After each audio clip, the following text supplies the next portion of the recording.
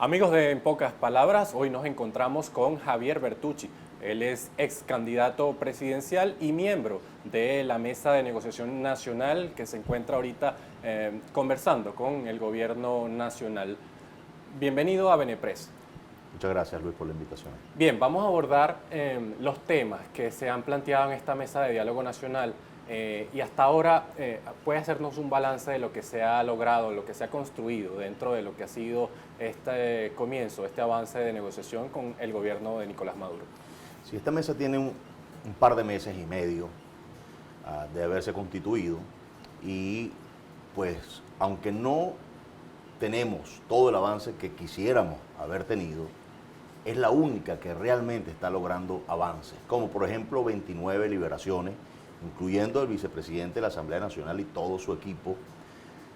Hemos logrado también regresar la bancada oficialista a la Asamblea Nacional para el debate y la prioridad para nosotros como mesa, el nombramiento de un nuevo CNE potable que permita cualquier tipo de elección o cualquier proceso electoral que tengamos por enfrente, que el más próximo es el de las parlamentarias el próximo año.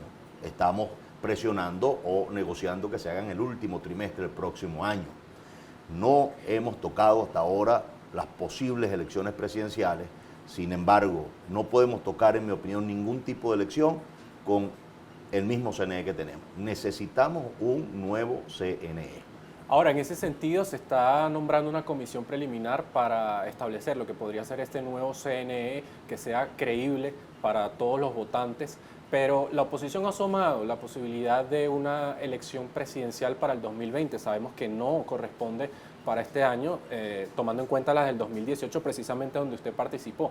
Pero ¿sería factible llevar a cabo esas elecciones después de nombrado el nuevo CNE? Luis, mira, vamos a nombrar primero el nuevo CNE. Okay. Yo me cuido mucho de hacer promesas, porque si una cosa le ha hecho daño a nuestra población es prometerle cosas que finalmente no se cumplen o, peor, no son viables ni realizables. Así que siempre me cuido de decir cualquier cosa que aliente falsas expectativas, falsas esperanzas. Lo que sí podemos estar seguros es que vamos a la conformación de un nuevo CNE.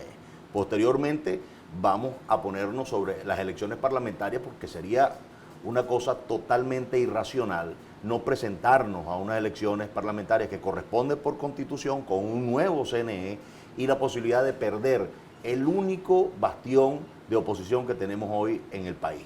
Sería un error repetir la historia de 2005 y sería un error perder ese espacio y entregárselo sin pelea ni lucha al gobierno. Ahora, en unas hipotéticas elecciones presidenciales, ¿usted estaría dispuesto a formar parte como candidato como lo hizo ya en 2018? Digamos, ¿aprendería de los errores para volver a postularse? Yo creo que tendríamos que pasar por unas primarias o, si no unas primarias, una gran negociación entre partidos de oposición y tratar en lo posible de sacar un solo candidato unitario que se enfrente al candidato de gobierno, sea Maduro, sea cual sea.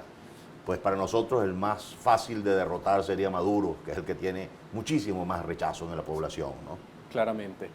Recientemente la mesa de diálogo estuvo en España, precisamente, y en Roma, y conversaron con los eurodiputados, también se reunieron con Zapatero. Cuéntanos, háganos un balance de lo que trataron allá, sobre todo en materia de intercambio, ¿no? Como usted me comentaba. Sí, hubo pues como lo sabe mucho, que no le entiendo, ¿no? Pero hubo un intento de que no nos atendieran, de que ni siquiera nos dejaran entrar a Europa. Me parece que esas posiciones extremas, irracionales, no deben existir en toda la oposición, que no es una, somos varias expresiones de oposición. Pero finalmente pues sí entramos con mucho respeto, nos trataron, mucho interés en oírnos, y nos reunimos con unos 30 eurodiputados que estuvieron muy atentos, muchas preguntas acerca de nuestras iniciativas, nuestros logros y, por supuesto, absoluta razón en el asunto de dialogar y llegar a acuerdos que no pasen por hechos de violencia o donde se involucre en la pérdida de alguna vida de algún venezolano, ¿no? Luego nos movilizamos a Italia, en Roma, y ahí estuvimos reunidos con Vito Petrocelli, el presidente del Senado, con el Senado, muy dinámica la reunión, muchas preguntas, mucho interés en esta posibilidad que se abre en la Mesa de Diálogo Nacional. También lo hicimos después con los diputados en la Cámara y posteriormente nos reunimos con la encargada de Asuntos Exteriores en la Cancillería de Italia, ¿no? De Roma. Te repito, mucho interés porque están viendo resultados. Y nuestra reunión con el expresidente Zapatero fue específicamente abordarlo en la posibilidad de ayuda con las declaraciones de Josep Borrell, donde dijo que había que hacer algo con respecto al problema humanitario que había o que tenemos aquí en Venezuela. Y por supuesto esa es mi línea de interés en esta mesa. Aparte de los presos políticos y una línea, una ruta electoral, pues tenemos, mientras solucionamos este problema, Luis, que aliviar la crisis que vive el pueblo venezolano. La gente que sufre, la gente que llora, la gente que yo toco en mis recorridos por el país, que están desesperados. Tenemos que lograr algún tipo de iniciativa de acuerdo con el gobierno y bien sea, en mi opinión, no tanto con lo del petróleo, pero sí podemos llegar a algún acuerdo con dinero que está bloqueado de Venezuela, que no es del gobierno. Eso es dinero de nosotros, los venezolanos, que pudiéramos llegar a algún tipo de mecanismo con una buena Contraloría y crear algún tipo de, repito, de mecanismo que nos permita canjear, comprar con ese dinero alimentos y medicinas para paliar la crisis venezolana.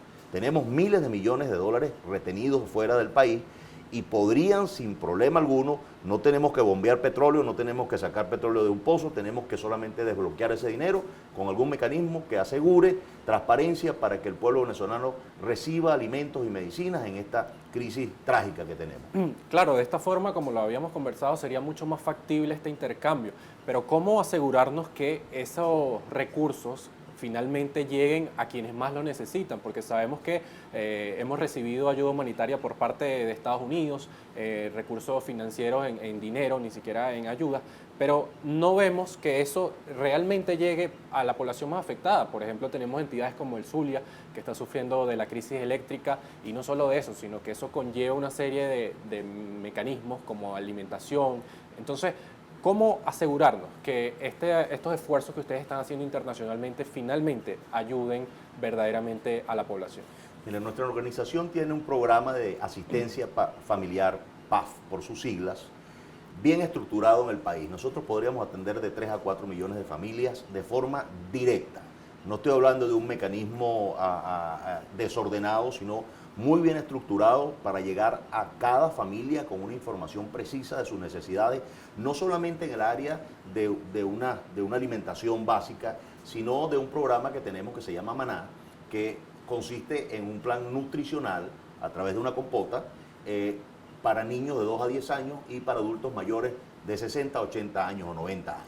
Esto para asegurarnos que no tenemos un problema de desnutrición o malnutrición en nuestra sociedad venezolana, y aunado a eso un plan de alimentación que nos permita, como te digo Luis, resistir, aliviar la familia venezolana hasta que salgamos de este entuerto. ¿Cuál es el alcance de este plan? ¿Tiene alguna cifra de cuántas personas está beneficiando? Nosotros no hemos empezado porque necesitamos algún tipo de mecanismo financiero que nos permita desarrollarlo, pero podemos tocar 4 millones de familias que están hoy en situación de olvido, por llamarlo de alguna manera. No reciben CLAP, no reciben ningún tipo de ayuda de gobierno y están, pues como te digo, a la deriva en el país.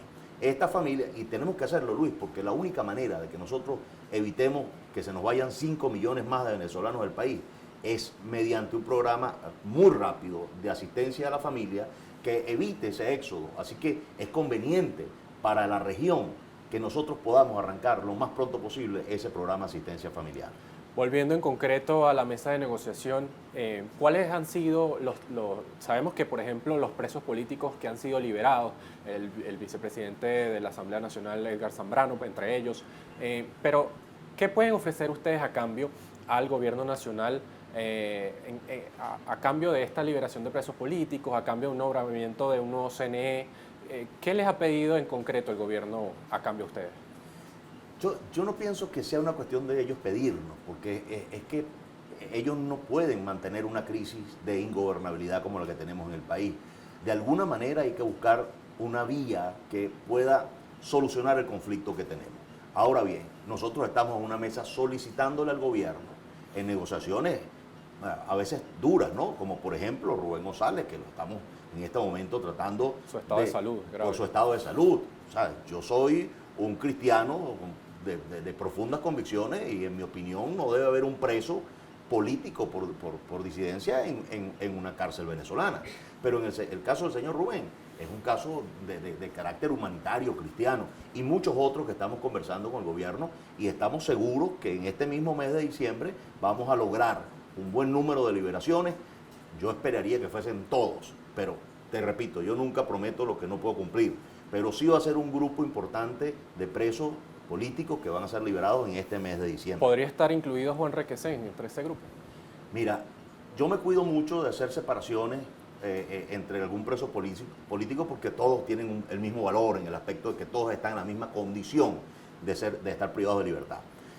Pero sí hemos tocado su nombre, hemos tocado nombres emblemáticos, por llamarlo de alguna forma, pero le pedimos al gobierno que las liberaciones se han hecho, en primer lugar, en una línea humanitaria cristiana. Las personas que estén con problemas de salud, esas son las primeras en la lista, ¿no? Claro. Y posteriormente personas que se le están violando sus derechos, como por ejemplo los que tienen boletas de excarcelación y no han sido liberados. Estas personas tienen que ser liberadas de manera inmediata.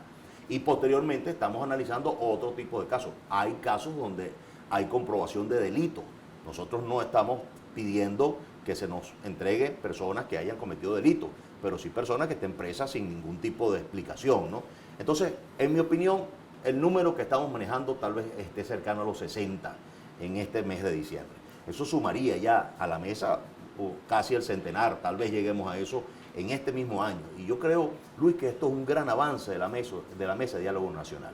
Es un gran avance que estamos no solamente mostrándole al país y al mundo que esta es la vía del entendimiento, la vía del acuerdo, para que haya un acuerdo tienen que estar las dos partes de acuerdo, pero no podemos seguir enfrascados y entrampados en una ruta que es irrealizable y en promesas que no pueden ser cumplidas, mientras que un pueblo se hunde en una de las peores crisis de la historia de este país. Precisamente ahí iba, porque los ciudadanos quizás pierden un poco la paciencia, porque se establecen metas a corto plazo que no son realizables y luego la población pierde un poco la paciencia. Entonces, ¿cuál sería el paso, digamos, para forzar o para acelerar un poco lo que podría ser un cambio político? Sabemos la estructuración de un nuevo CNE y ahora la liberación de presos políticos, pero más allá de esto, la gente ansía un cambio político. ¿Qué se puede hacer ya para el 2020 en cuanto a esto? Mira, Luis, como te repito, hasta este momento el gobierno no nos ha cedido en la mesa a unas posibles elecciones presidenciales anticipadas. Es la verdad. ¿Lo hemos planteado? Sí, lo hemos planteado. ¿Con quiénes se han reunido concretamente?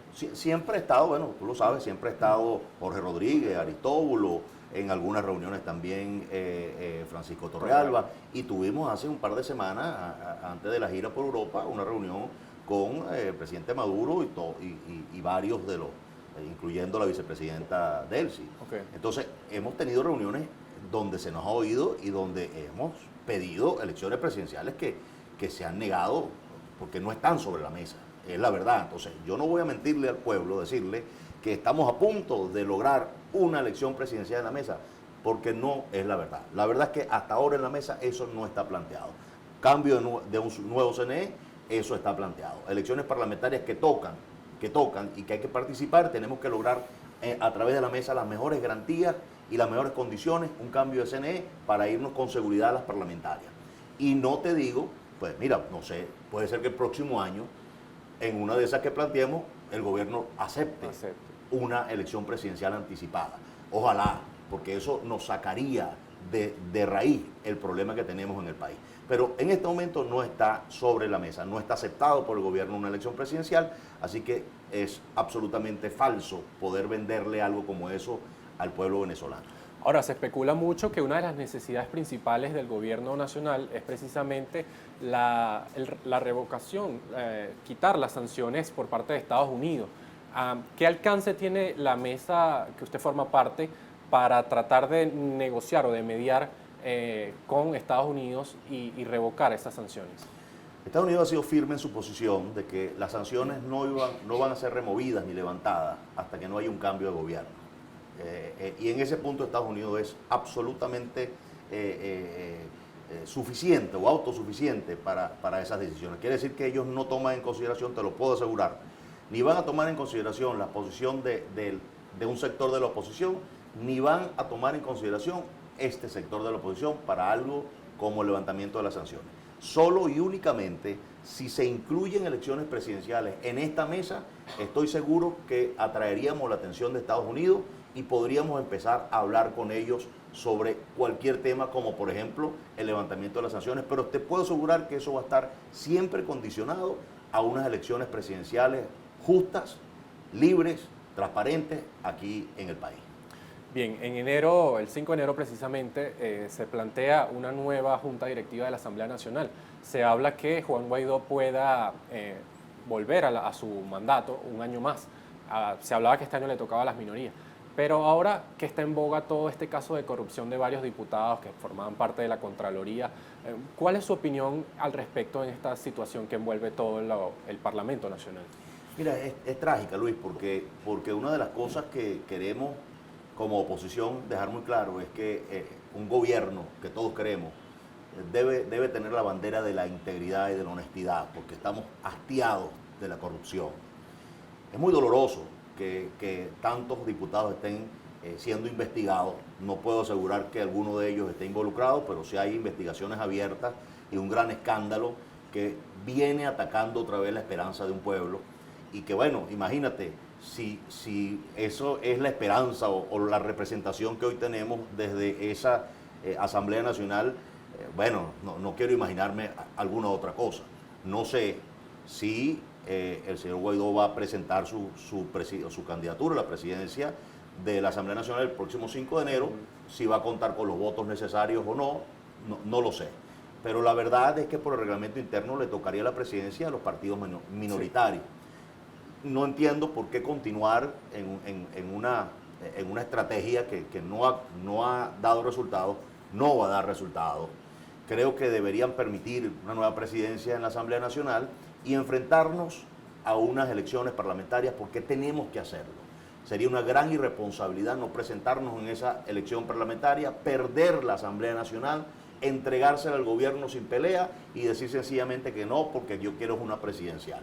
Bueno, sencillamente pues nos vamos a quedar en la clandestinidad y no vamos a poder usar ningún mecanismo para la lucha constitucional contra un gobierno que todos queremos quitar, sacar y ya terminar con este episodio oscuro que hemos vivido por tantos años en este país. Claro. Yendo un poco más a lo personal, recientemente se vio involucrado en una investigación por el caso de Panama Papers. ¿Nos podría dar su versión y cómo va este proceso de investigación? No, ese proceso de investigación terminó hace mucho tiempo y yo no estoy involucrado en lo absoluto. Incluso los investigadores de los papeles y crearon un link donde tú metes el nombre de la persona, número de cédula, un buscador, y te sale exactamente, bueno, sí, está involucrado, tiene esto, tiene aquello. Bueno, si tú metes ahí mis datos, va a salir que no hay absolutamente nada en los papeles de Panamá con respecto a mí, absolutamente nada. La única información que lamentable le sacaron, estiraron la liga hasta que no más pudieron, es que yo intenté abrir una empresa o hacerme presidente de una empresa que tenía 5 millones, y yo ya eché todo ese cuento. Me parece que la búsqueda por tratar de ensuciar algún tipo de reputación, que la tengo, pues no le funcionó ni le va a funcionar. Creo que soy una persona pues con mucha trayectoria en la vida cristiana, en la vida del servicio social y bueno, y recientemente en la vida política. En unas elecciones parlamentarias del próximo año, usted hablaba el último trimestre del año, ¿estaría Javier Bertucci dispuesto a participar como candidato para diputado a la Asamblea Nacional? Es muy posible, es posible que lo haga o no lo sé. La verdad es que en este momento y aquí no lo he pensado hasta este momento. Pero sí estamos trabajando en el partido, en toda la organización nacional, para la consecución de los mejores candidatos, de las mejores figuras en el sentido de poder postular gente que venga con un background de servicio, Yo creo que la política en el país debe ser en este momento cambiada de política de pasillo, políticas de oficina, a política social. Es lo que yo creo y mis candidatos los voy a postular todos que vengan de este servicio social, que sean realmente personas que sienten y son sensibles a la necesidad del pueblo venezolano y que vengan acompañando a este sufriente pueblo por todo este tiempo que, te digo, Luis, que ha sido trágico lo que uno ve en las comunidades de nuestra Venezuela. Bueno, recordamos bien las actividades con las sopas, que fueron muy bien recibidas precisamente por todas las necesidades, el hambre que están viviendo los ciudadanos. Finalmente, ¿cuáles son los pasos a seguir por parte de la Mesa de Diálogo Nacional para lo que resta de diciembre? Sabemos que se esperan liberaciones de presos políticos antes del 24 de diciembre y sobre todo para el próximo año. ¿Cuáles son los pasos a seguir una vez sean liberados los presos políticos y sea iniciado el proceso de designación de un nuevo CNE? Nosotros estamos empeñados en que este CNE debe ser nombrado lo más pronto posible, como te digo, muy potable para todos los partidos y fijar una fecha de elecciones de la parlamentaria. Eso deberíamos lograrlo lo más pronto posible como objetivo próximo, eso debería ser. Que todos los partidos empecemos a organizarnos para no perder la Asamblea, volver a ganar la Asamblea Nacional y en el camino del próximo año, pues seguir insistiéndole al gobierno nacional la posibilidad de un adelanto de elecciones presidenciales. Nosotros vamos a seguir desde la Mesa de Diálogo Nacional insistiendo. No sabemos si en el transcurso del año el gobierno en algún punto puede acceder a esto o no, no lo sé.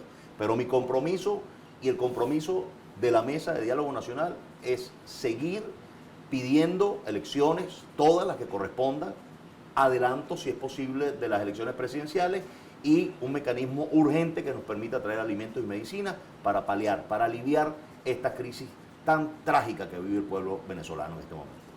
Bien, eran palabras de Javier Bertucci, miembro de la Mesa de Diálogo Nacional, quienes están abogando sobre todo por los derechos de los presos políticos y por medidas que ayuden a solventar la crisis humanitaria que vive el país.